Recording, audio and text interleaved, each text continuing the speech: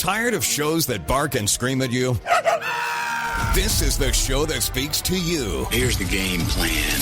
It's the Big E Sports Extravaganza, where we go inside the issues, present a variety of topics, and feature some of the biggest sports guests on the planet. Now, here's the one and only, award-winning Elissa Walker Campbell.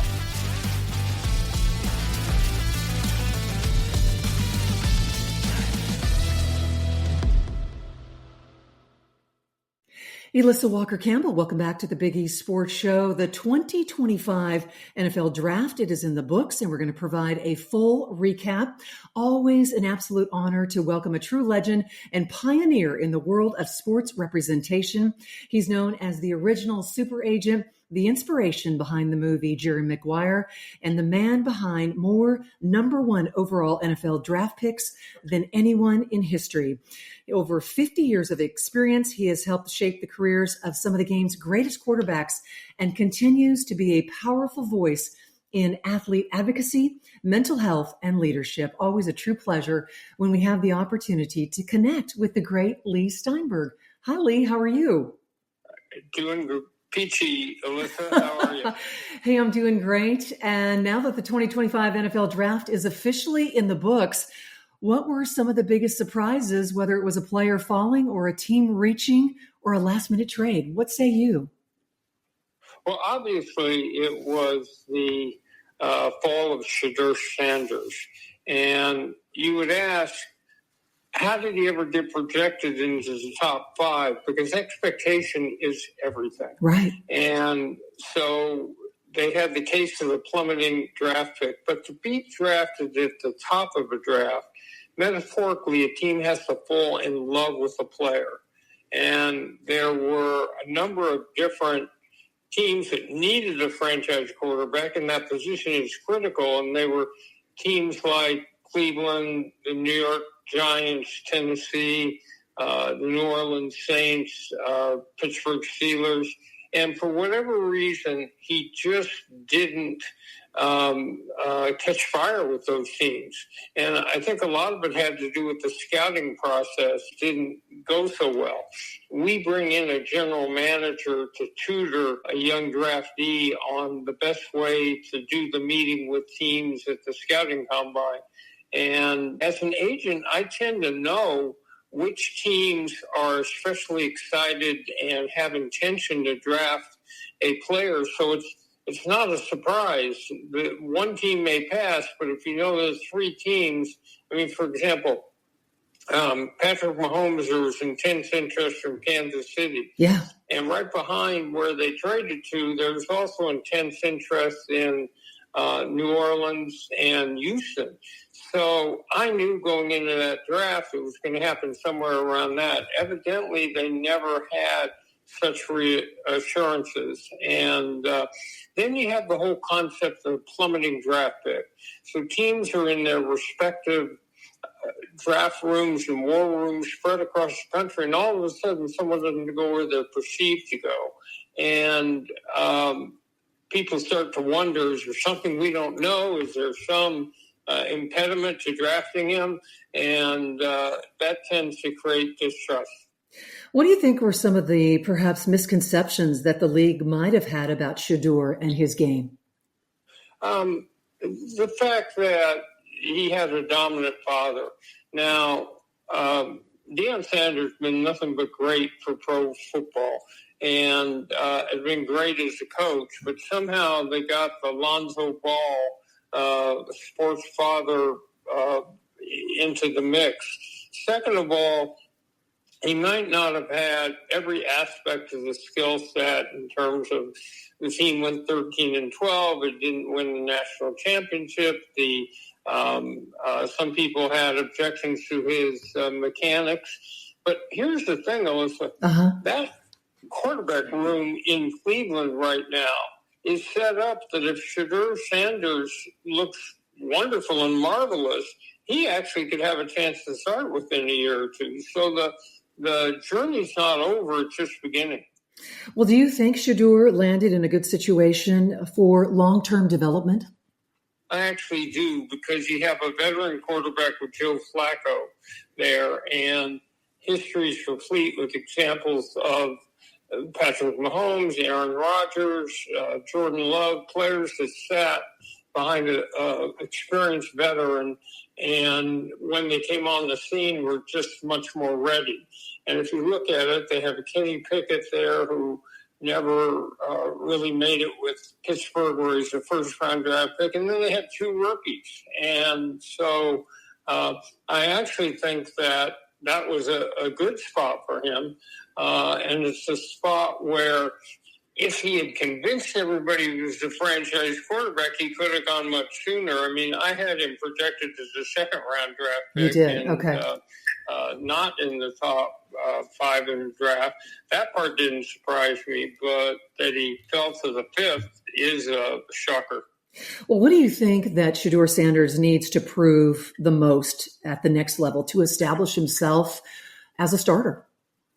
First of all, that he's serious about football. So in this NIL era, you have athletes involved in endorsements and with a fair amount of money coming into the draft. And he needs to prove to ownership and the front office and coaches and the other players that he's serious about football. Then he needs to assimilate, a complex playbook. And then, it's all about decision making and all the rest of it, but he'll get a chance in preseason. The draft's over. Now you look at exactly who you do have, and notwithstanding 5th round or whatever designation, it's a meritocracy. And if he proves out to be what he thinks he can be, and what some people think he can be, he can still be an excellent starting quarterback. Yeah. We're talking about Shedeur Sanders, but from your experience, I mean, how do outside narratives like media noise or family, ties influence a player's draft stock? Because there's been so much talk about his dad. Very, very little, because what makes it hard to follow the draft is there's a generalized amnesty on truth-telling for general managers in their public statements prior to the draft. They're not looking to tell another team what they're doing. So when you're reading draft prognosticators and all the rest of it, that's not teams with their true intentions. So those prognosticators are actually pretty good.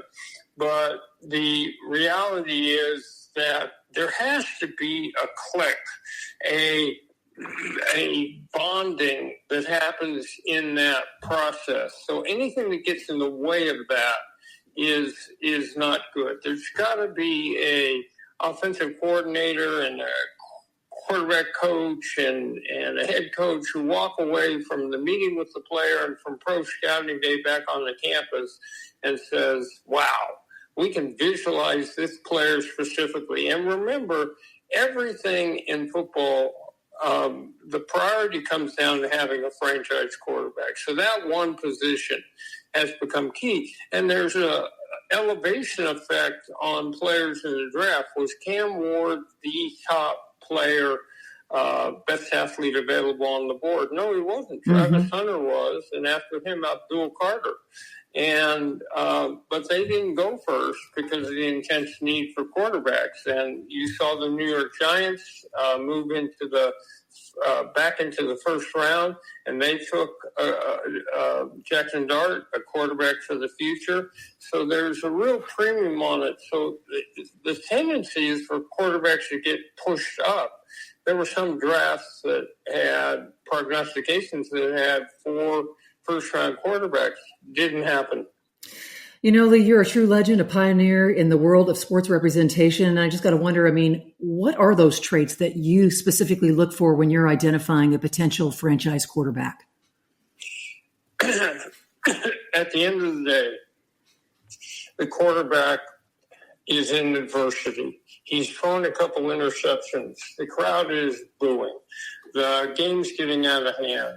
What does he do in critical adverse situations? If you notice, the percentage of games in the NFL last season came down to fourth quarter, last drive, or even the last play. And so what happens there? Can he compartmentalize, tune out the past failures, elevate his level of play in critical situations. So obviously you look for work ethic, you look for and study habits, you look for commitment to the game, you look for accuracy and arm strength and play calling. But at the end of the day, what separates the franchise quarterback, what separates Patrick Mahomes and Lamar Jackson and Josh Allen and players like that from the rest of the pack is when the chips are down, they come through.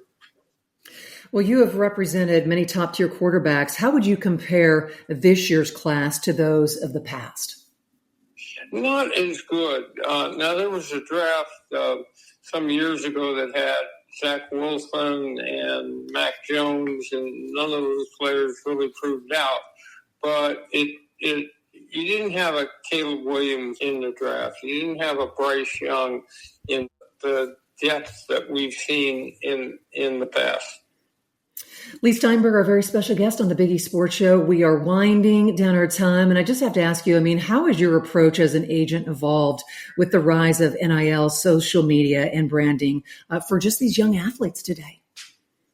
I really think it's turned into somewhat of a disaster and chaos and unintended consequences. They were passing this rule to give a few key players on a campus the ability to supplement their scholarship and live at the same standard of living as other non-athletic peers on the college campus. And what it's turned into is free agency for high school players going to college, and then the second bite of the apple in the transfer portal.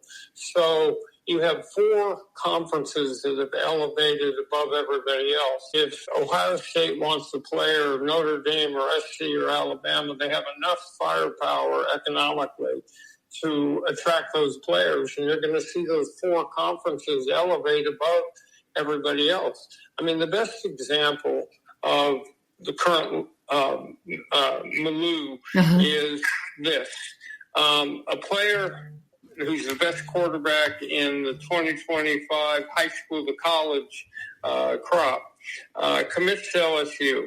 And I think they offered him allegedly something like $4 million. Along comes a Michigan alum who offers him $14 million, and he decommits to LSU and goes to Michigan.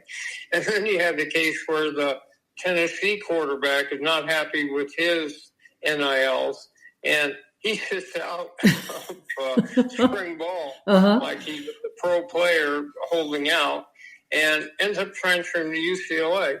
So UCLA has another quarterback on the roster, and he transfers to Tennessee. So it's somewhat chaotic, and it makes it more difficult. From my own standpoint, I have a practice that talks about role modeling, second career preparation, health, and being focused on concussion, like the new concussion foundation I just established, and getting people to protect their brain health. Good luck talking to a 15-year-old quarterback who already is looking for a marketing agent. That's not a discussion I think is all that comfortable for me. My final question for you is, I've got to ask you this while you're on the program. Hey, we're just hitting on, college football. Coach Bill Belichick has been back in the headlines, but this time off the field. So you've worked with high-profile athletes throughout your entire career.